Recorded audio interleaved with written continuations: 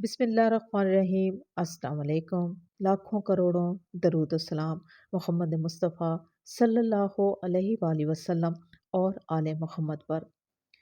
जब कोई इंसान औलाद जैसी नेमत से रहमत से महरूम हो, जब वो अल्लाह से हाथ उठा के दुआ कर रहा होता है औलाद के लिए, बेटियों के लिए, बेटों के लिए, तो ये कहना वो भूल जाता है कि मैं अल्लाह से कैसे दुआ मांगूं और मुझे किस तरीके से दुआ मांगनी चाहिए।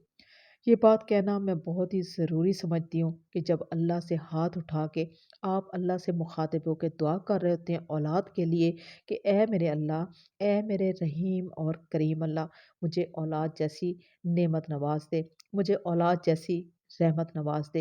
मेरी भी अल्लाह पाक से दुआ है कि या रब्बुल आलमीन, ए मेरे रहीम और करीम अल्लाह, अल्लाह ताला हर किसी को नेक और साले औलाद अता करे। जिनको बेटियां चाहें अल्लाह पाक उन्हें बेटियां अता करे, जिनको नेमतें चाहिए अल्लाह पाक उनको नेमतें अता करे। हर किसी इंसान को औलाद जैसी रहमतों और नेमतों से महरूम ना करे। आमीन सुम्मा आमीन। लेकिन दुआ करते वक्त हम लोग ये भूल जाते हैं कि हमें दुआ कैसे मांगनी चाहिए। हमें अल्लाह से दुआ ज़रूर मांगनी चाहिए, रहमतें भी मांगनी चाहिए, नेमतें भी मांगनी चाहिए, क्योंकि रहमतों के बगैर भी घर नामुकम्मल होते हैं, नेमतों के बगैर भी घर नामुकम्मल होते हैं। औलाद नरीना अल्लाह से ज़रूर मांगनी चाहिए, क्योंकि हमारे प्यारे पैगम्बरों ने अल्लाह ताला से औलाद नरीना ही मांगी थी। अल्लाह ताला से औलाद मांगने का जो असल तरीका है, जो कि मेरे रब को बहुत ज़्यादा पसंद है, जब इंसान ये अल्फाज दोहराता है तो अल्लाह ताला जलाल में आ जाता है।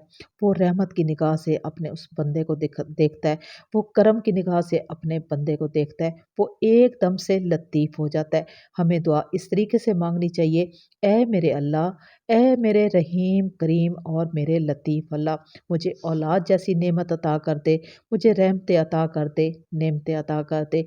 और इसी के साथ ए मेरे अल्लाह, ए मेरे रहीम और करीम अल्लाह, मुझे ऐसी औलाद अता कर जो मेरे हक़ में बेहतर हो।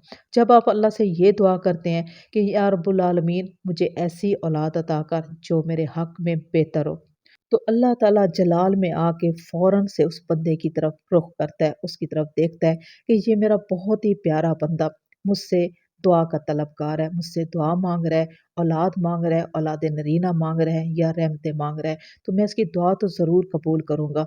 लेकिन जब इसने ये अल्फ़ाज़ दोहरा दिए हैं कि ए मेरे अल्लाह, मुझे वो औलाद अता कर जो मेरे हक़ में बेहतर हो, क्योंकि जब इंसान दुआ माँगने के साथ ही अपनी तमाम ज़िंदगियों के फ़ैसले अल्लाह के सुपुर्द कर देता है कि ए मेरे अल्लाह, मेरी फ़लाँ दुआ कबूल कर ले जो मेरे हक़ में बेहतर हो।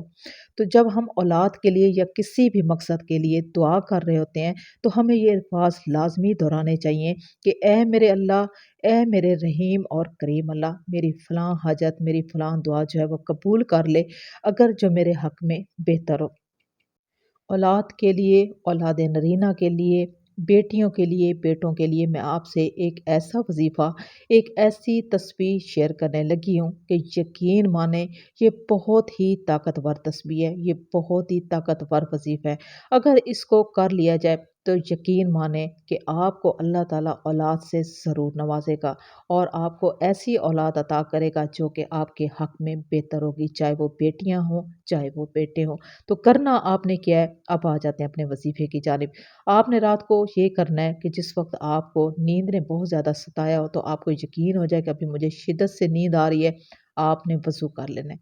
वज़ू करने के बाद आपने दाएं साइड पे सो जाना है। जब आपको नींद आ जाएगी तो आपने नींद करते वक्त ये नियत लाजमी कर लेनी है कि मैंने तहज्जुद के लिए उठना है। जब आप नियत करेंगे तो अल्लाह ताला से मुखातिब होंगे कि या अल्लाह, मैंने सुबह तहज्जुद के लिए उठना है, तो आपने मुझे जगा देना है। जब आप तहज्जुद के लिए उठेंगे, तहज्जुद का जो टाइम होता है 2 से 3 बजे शुरू हो जाता है और सुबह के नज़ारे भी साथ में शुरू हो जाते हैं। जब आप नियत कर लेंगे तहज्जुद की, तो आपकी तहज्जुद के टाइम खुद से ही आँख खुल जाएगी, अल्लाह ताला आपको जगा देगा।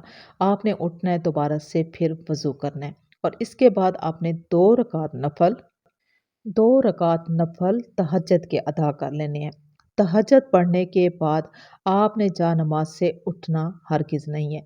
इसके बाद आपने तस्बीह लेनी है और आपने पढ़नी है दरूद इब्राहिमी 100 مرتبہ، یعنی کہ درود ابراہیمی کی جو تسبیح آپ نے پڑھنی ہے وہ ایک تسبیح پڑھنی ہے 100 مرتبہ، اور اس کے بعد آپ نے ورد میں آ کے جلال میں آ کے آپ نے یا کہارو کا ورد کرنا ہے وہ بھی 100 مرتبہ، یعنی کہ درود ابراہیمی کی تسبیح بھی 100 مرتبہ، یا کہارو کی تسبیح بھی 100 مرتبہ۔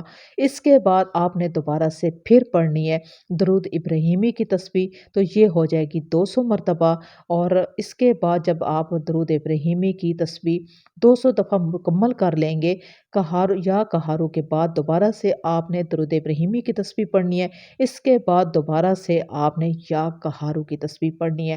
آپ نے بالکل جنون کی حد تک یہ تسبیح پڑھنی ہے، اور یہی سمجھنا ہے کہ ایک میں ہوں اور ایک میرے اللہ ہے، اور آپ کی آنکھوں میں آنسو ہونے چاہیے، عاجزی اور انکساری ہو جانی چاہیے، بالکل جس طرح ایک فقیر ہو جاتا ہے بندہ مانگنے والا، اس فقیر کو کیسے اللہ پاک عطا کرے گا۔ آپ نے اس حالت میں چلے جانا ہے، ڈوب جانا ہے، اللہ سے ہم کلام ہونا ہے، اور اس تسبیح کو آخر تک بسم اللہ الرحمن الرحیم کے ساتھ ختم کر دینا ہے۔ ابھی امید ہے کہ آپ کو سمجھ آ گئی ہوگی۔ اسی کے ساتھ ہی میں آپ سے اجازت چاہوں گی۔ اللہ حافظ۔